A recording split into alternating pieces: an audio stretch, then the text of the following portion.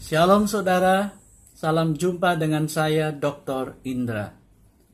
Hari ini saya ingin berbagi dengan saudara tentang sejarah gereja dan doktrin baptis di Indonesia. Saudara, sejak dulu hingga sekarang banyak orang yang salah paham tentang baptis. Hal ini bisa karena orang lain belum atau tidak mengenal orang baptis yang sesungguhnya, atau karena orang baptis sendiri tidak tahu dan paham akan jati dirinya sendiri. Karena itu dalam sejarah orang-orang baptis diperolok, ditindas dan dianiaya. Termasuk di Indonesia, banyak orang yang salah mengira orang baptis sebagai Anabaptis atau menyamakannya dengan Arminianisme. Namun saudara, kini denominasi baptis tumbuh mekar dan berkembang. Di Amerika, gereja dan umat baptis merupakan denominasi gereja yang terbesar. Di Indonesia, umat dan gereja baptis tersebar dalam berbagai nama denominasi. Canadian Baptist di Kalimantan dan di Sulawesi, yang dikenal dengan nama Kerapatan Gereja Baptis Indonesia. Australian Baptist di Papua, yang dikenal dengan nama Gereja Baptis Irian Jaya, dan Southern Baptist atau Particular Baptist di Jawa dan Sumatera, yang dikenal dengan nama Gabungan Gereja Baptis Indonesia, Independent Baptist, dan lain sebagainya. Saudara, meskipun baptis tersebar dan terbagi dalam berbagai denominasi, identitas baptis adalah satu dan tetap sama. Ada 3 pokok yang akan saya bagikan dalam seminar tentang sejarah gereja dan doktrin baptis di Indonesia ini. Yang pertama adalah perspektif historis. Yang kedua adalah tentang prinsip-prinsip baptis. Dan yang ketiga adalah mengenai pedoman asas kepercayaan Gabungan Gereja Baptis Indonesia, yang akan saya fokuskan pada penjelasan doktrinal teologis dan problematiknya pada masa kini. Saudara, mari kita mulai dengan sesi yang pertama, yaitu gereja dan umat baptis, sebuah perspektif historis. Sejarah umum menjelaskan bahwa akar utama gereja baptis adalah gerakan Puritanisme di Inggris yang berkembang pada akhir abad ke-16 karena ketidakpuasan dengan keadaan gereja negara pada waktu itu, yaitu gereja Anglikan. Saudara, ada banyak sebutan yang diberikan kepada orang baptis pada waktu itu. Ada orang yang menyebutnya Puritan karena berkerinduan untuk membersihkan gereja dari semua unsur Katolik. Ada yang menyebutnya Dissenters karena tidak setuju penggabungan gereja dan negara. Ada yang menyebutnya non-konformis yang tidak menyesuaikan diri. Kongregasionalis yang menjunjung tinggi otonomi gereja setempat, independen, dan separatis yang memisahkan diri. Saudara, di Belanda, kebijakan Ratu Elizabeth pertama yang tidak mengizinkan perubahan apapun di dalam gereja negara, dan kebijakan Raja James yang pertama yang memaksa semua kelompok yang tidak menganut ajaran gereja negara supaya meninggalkan negara Inggris. Memaksa banyak orang Puritan mengungsi ke Belanda. Di antaranya adalah John Smith yang hidup antara 1565 hingga 1610 dan Thomas Helwys yang hidup antara tahun 1550 hingga tahun 1616, yang kemudian mereka dikenal sebagai pendiri dan pendeta jemaat baptis yang pertama. Saudara, di Belanda mereka berkenalan dengan gereja Mennonite dan menjadi penganut Anabaptisme. John Smith dikatakan kemudian membaptiskan diri sendiri, yaitu membaptiskan ulang, diikuti oleh Thomas Helwys dan sekitar 40 orang anggota kelompok mereka. Di Belanda juga mereka terjalin hubungan dengan Arminianisme, sehingga menganut paham penebusan umum dan bukan penebusan terbatas yang ditekankan oleh Calvinisme. Saudara, di Inggris pada tahun 1612, Thomas Helwys memimpin suatu kelompok yang tidak lebih dari 10 anggota kembali ke Inggris dan mendirikan jemaat baptis yang pertama dekat London. Anggota-anggota gereja baptis di Inggris yang terkenal antara lain adalah John Bunyan yang hidup antara 1628 hingga 1688, William Carey yang hidup antara 1761 hingga 1834, dan Charles Haddon Spurgeon yang hidup antara 1834 hingga 1892. Saudara, perbedaan paham penebusan menyebabkan gereja baptis di Inggris akhirnya terpecah menjadi 2 kelompok. Baptis umum atau General Baptist yang cenderung kepada Arminianisme, dan baptis khusus atau Particular Baptist yang cenderung kepada Calvinisme. Saudara, ada perbedaan pula dalam hal baptisan. Kelompok baptis umum mengikuti pola gereja Mennonite, yaitu membaptis dengan cara percik. Sedangkan kelompok baptis khusus menetapkan penyelaman ke dalam air sebagai satu-satunya cara pembaptisan. Di Amerika, Roger Williams dan John Clark, teman seperjuangan bagi kebebasan agama, dipercaya yang menyebarkan ajaran baptis di Amerika Utara. Pada tahun 1639, Williams mendirikan sebuah gereja baptis di Providence, Rhode Island, dan Clark memulai sebuah gereja baptis di Newport, Rhode Island. The Handbook of Denomination di Amerika membedakan sedikitnya ada 31 kelompok baptis atau konvensi.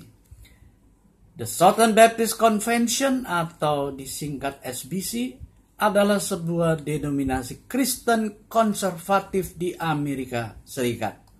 Nama Southern berdasar dan berakar dari the Southern United States.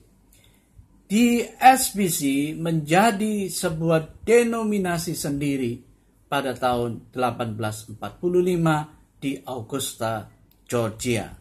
Setelah suatu perpisahan regional split dengan Northern Baptist karena isu perbudakan. Saudara, SBC telah menjadi denominasi baptis terbesar di dunia dan badan Protestan terbesar Amerika dengan keanggotaan lebih dari 16,3 juta dan lebih dari 44.000 gereja anggota. Saudara, pada tahun 1905, Persekutuan Baptis Sedunia atau Baptist World Alliance didirikan di Exeter Hall, London, selama Kongres Baptis Sedunia.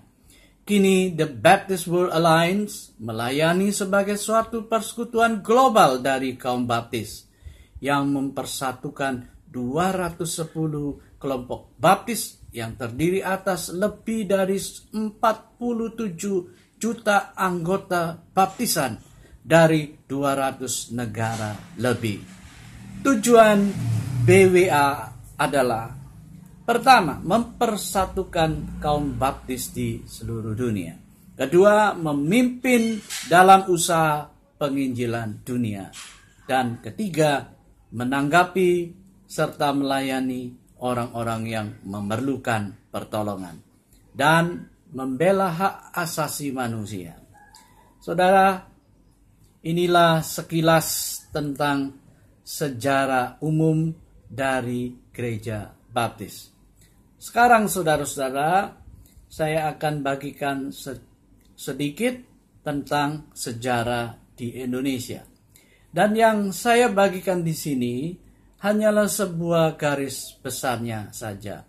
Dan untuk penjabarannya secara rinci, saudara dapat merujuk kepada buku Jejak Juang Saksi Injil dan buku Menjadi Gereja Baptis Indonesia, terbitan Gabungan Gereja Baptis Indonesia dan Lembaga Literatur Baptis.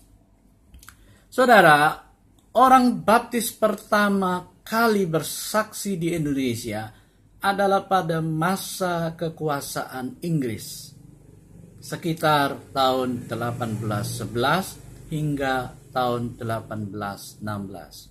Pada awal tahun 1812, 8 orang serdadu Inggris mendirikan sebuah gereja baptis di Semarang. Utusan Injil Baptis yang pertama adalah William Robinson yang mendarat di Jakarta dengan menggunakan kapal SS Trowbridge. Sambil bekerja sebagai seorang tukang sepatu, Robinson mulai bersaksi dengan dibantu oleh rekan-rekannya, antara lain J.L. Phillips, Thomas Trott, dan suami istri James Raleigh. Saudara, salah satu hasil penginjilan mereka yang sangat berarti adalah dibaptiskannya Gottlob Wagner, seorang utusan Injil Belanda yang melayani gereja di Semarang. Saudara, selanjutnya utusan-utusan Injil berdatangan untuk melanjutkan pekerjaan mereka. Antara lain suami istri Jabez Carey yang adalah anak dari William Carey melayani di Ambon, Nathaniel Ward yang melayani di Bengkulu bersama-sama dengan Richard Burton dan Charles Evans. Saudara, pekerjaan Baptis Selatan atau Southern Baptist Convention di Amerika, di Indonesia ini dimulai oleh kedatangan 3 orang utusan Injil mereka di Jakarta pada hari Natal tahun 1951. Mereka adalah Buren Johnson, Stockwell Sears, dan Charles Coward. Pada tanggal 25 Februari tahun 1952, pemerintah Indonesia memberikan izin kepada Baptis Selatan untuk masuk dan bekerja di Indonesia. Pekerjaan Baptis Selatan di Indonesia berpusat pada pengembangan gereja-gereja. Gereja Baptis pertama yang diorganisasikan adalah di Bandung pada tanggal 23 November tahun 1952. Dengan pendeta Charles Coward sebagai gembala sidang yang pertama. Gereja-gereja Baptis terus berkembang. Gereja Baptis Immanuel di Surabaya dirintis dan didirikan pada tanggal 22 November tahun 1953. Gereja Baptis Kalvari di Jakarta pada bulan Mei tahun 1955. Di Semarang, di Kediri, di Surakarta, Yogyakarta, Palembang, Bukit Tinggi, Bogor, Magelang, Mojokerto, dan Medan. Pada tahun 1964, Pendeta Leo Pormes membuka pekerjaan baptis juga di kota Masohi atau Pulau Seram. Saudara, di samping usaha penanaman gereja, pekerjaan Baptis Selatan juga mendirikan lembaga-lembaga baptis. Antara lain Seminari Teologia Baptis Indonesia di Semarang atau STBI pada tanggal 11 Oktober 1954. Rumah Sakit Baptis di Kediri pada tanggal 28 Februari tahun 1957 Lembaga Literatur Baptis atau LLB pada tahun 1960 dan Balai Mahasiswa Baptis di berbagai kota besar, antara lain di Yogyakarta, di Semarang, dan Bandung. Saudara, Gabungan Gereja Baptis Indonesia atau GGBI didirikan pada tanggal 12 Agustus tahun 1971 sebagai badan denominasi umat dan Gereja Baptis Indonesia yang berlandaskan asas keluarga besar. Deklarasi keluarga besar baru dicetuskan kemudian pada tanggal 5 April 1973 dalam Kongres pertama Gabungan Gereja Baptis Indonesia di Semarang berdasarkan inspirasi tulisan Pendeta Mulus Budianto almarhum. Saudara, dalam prasarannya pada Kongres GGBI yang pertama di Semarang tersebut, almarhum Pendeta Mulus Budianto berkata demikian. Gereja Baptis Indonesia bernama Gereja Baptis Indonesia agar umat Baptis Indonesia hidup bersatu dan tidak terpecah-pecah di Indonesia ini. Kata Indonesia menyatakan penampakan bentuk, corak ragam kehidupan dalam alam Indonesia, struktur organisasi sosial, pengajaran yang tepat di Indonesia demi penginjilan di Indonesia. Kekeluargaan dan kegotong royongan adalah watak hidup bangsa Indonesia. Maka jika Gereja Baptis ingin berakar dan hidup dan terbeban penginjilan di Indonesia, haruslah beridentitas Indonesia. Saudara, deklarasi keluarga besar adalah produk penting Kongres pertama Umat Baptis Indonesia pada tanggal 5 April tahun 1973 di Semarang. Yang isi lengkapnya adalah sebagai berikut. Bahwa sesungguh-sungguhnya Tuhan Yesus yang telah menyelamatkan kita dan menghendaki kita menjadi satu dan memanggil kita ke dalam satu keluarga yang terpilih dan terbeban bersama-sama untuk dapat melaksanakan amanat agungnya. Bahwa Gereja Baptis Indonesia hidup dan bertumbuh di tengah-tengah tata kehidupan bangsa Indonesia yang bergotong royong. Bahwa demokrasi di Indonesia adalah demokrasi Pancasila yang menjamin hak hidup dan kebebasan yang bertanggung jawab sebagai suatu kesatuan bangsa Indonesia. Bahwa oleh karena Gereja Baptis Indonesia hidup di tengah-tengah kehidupan bangsa Indonesia, maka dengan pertolongan Tuhan, Kongres Nasional pertama Gabungan Gereja Baptis Indonesia menyatakan bahwa asas keluarga besar merupakan asas kehidupan organisatoris dari Gabungan Gereja Baptis Indonesia dan badan-badan atau lembaga-lembaga yang ada di dalamnya.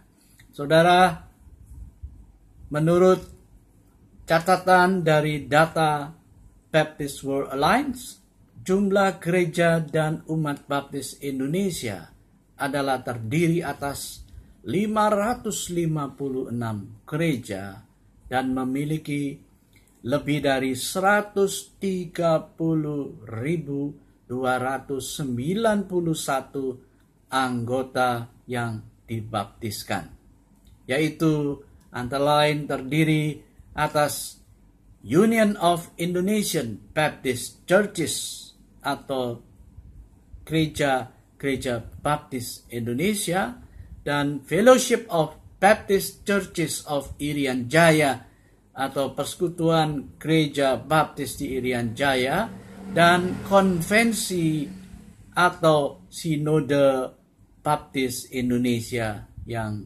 lainnya.